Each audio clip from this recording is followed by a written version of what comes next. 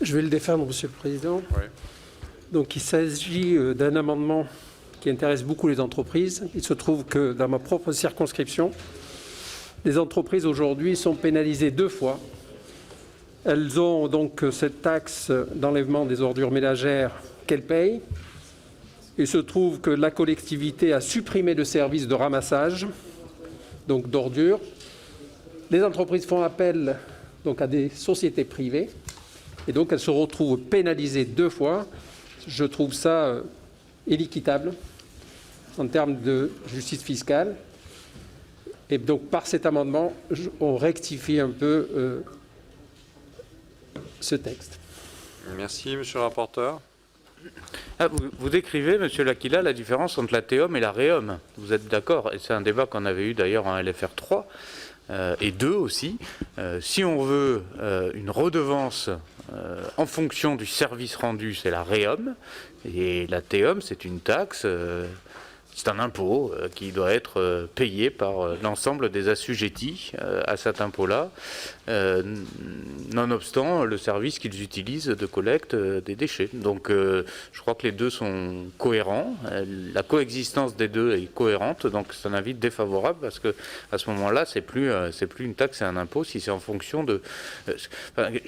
Quand vous êtes un particulier ou une entreprise que vous n'utilisez pas le service public, vous payez quand même des taxes, vous payez quand même des impôts. Bon, c'est le principe de l'impôt, donc avis défavorable. Monsieur L'Aquila. Oui, sauf que là, monsieur le rapporteur, le service existait et il a été supprimé.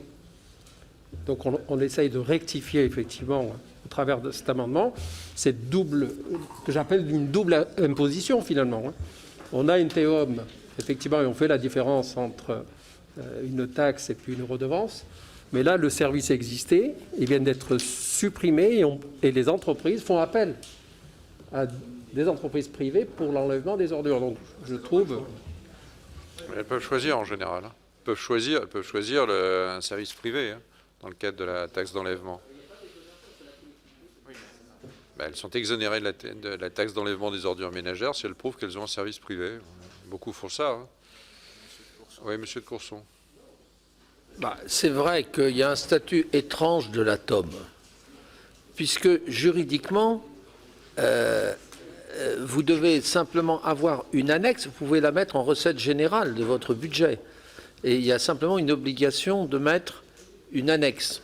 Ceci dit, la jurisprudence a considéré que si la TEOM dépassait de plus, je crois, 10-15% les dépenses y afférentes, les taux étaient annulés.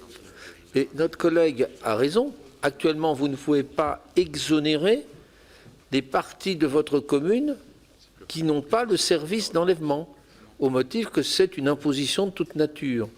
Donc, moi, je pense que notre collègue qu'il a raison. Il faudrait donner la possibilité, s'ils ne veulent pas, ils ne veulent pas, mais de faire cela.